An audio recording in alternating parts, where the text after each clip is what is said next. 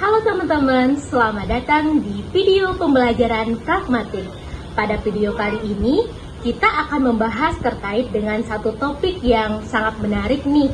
Nah, dari bab 8 pada buku pragmatik yang dipelopori oleh George Yule, yaitu tentang struktur percakapan. Nah, jadi selama ini mungkin kita mengira bahwa percakapan itu adalah hal yang spontan atau adalah hal yang acak. Nah, tapi ternyata ada pola-pola tertentu yang membuat percakapan bisa berlangsung dengan baik. Nah, jadi yuk simak penjelasan berikut ini.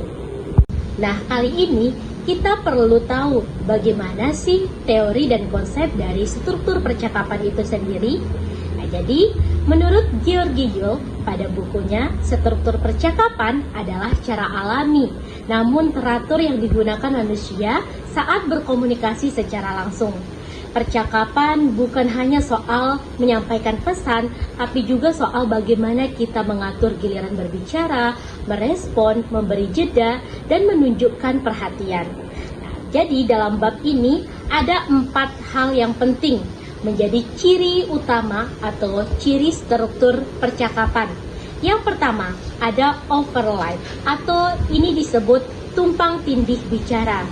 Overlap itu terjadi saat 2 orang berbicara pada waktu yang sama atau bersamaan.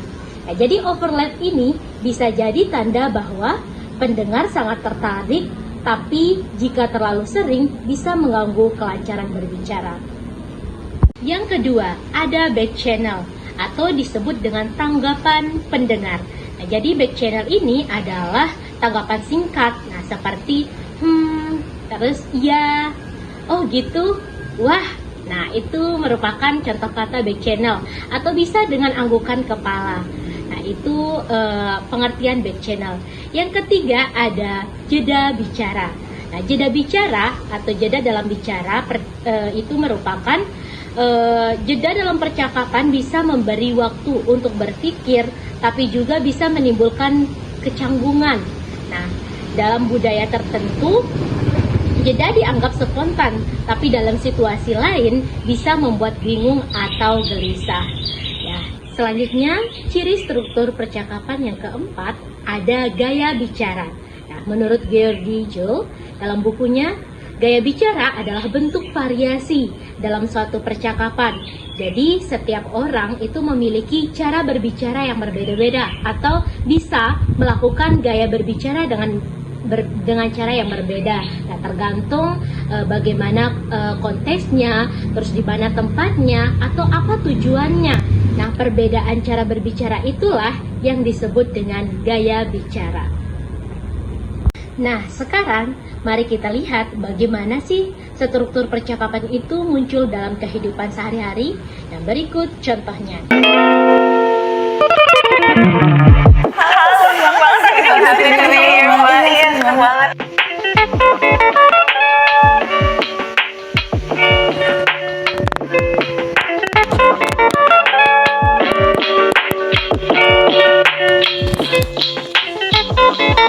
Sebetulnya udah milih, tapi kan sebetulnya yang Harvard itu kamu apply-nya pendidikan education, kalau yang Stanford business administration. Iya.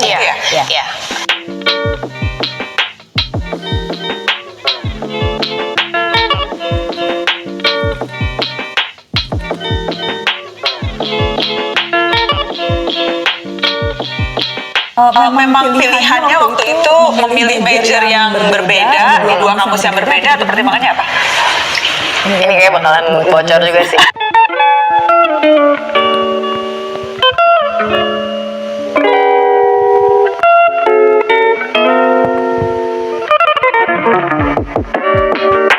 Contoh yang keempat ada gaya bicara.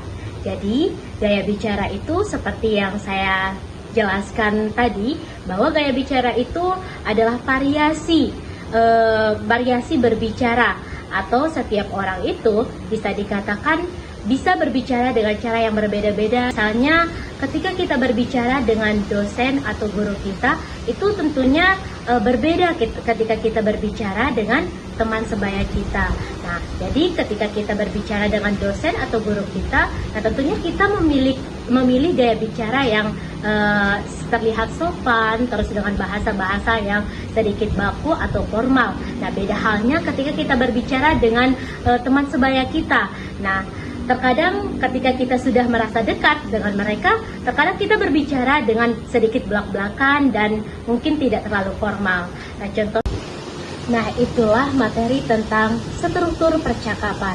Nah, jadi sebelum saya mengakhiri video ini, saya akan memberikan kesimpulan terkait dengan materi pada hari ini. Nah, jadi kesimpulannya adalah struktur percakapan itu merupakan cara-cara kita berinteraksi secara alami dalam komunikasi lisan yang meliputi pertama tumpang tindih atau disebut dengan overlap, yang kedua respon singkat pendengar atau disebut dengan back channel, yang ketiga ada jeda, dan yang keempat ada gaya bicara.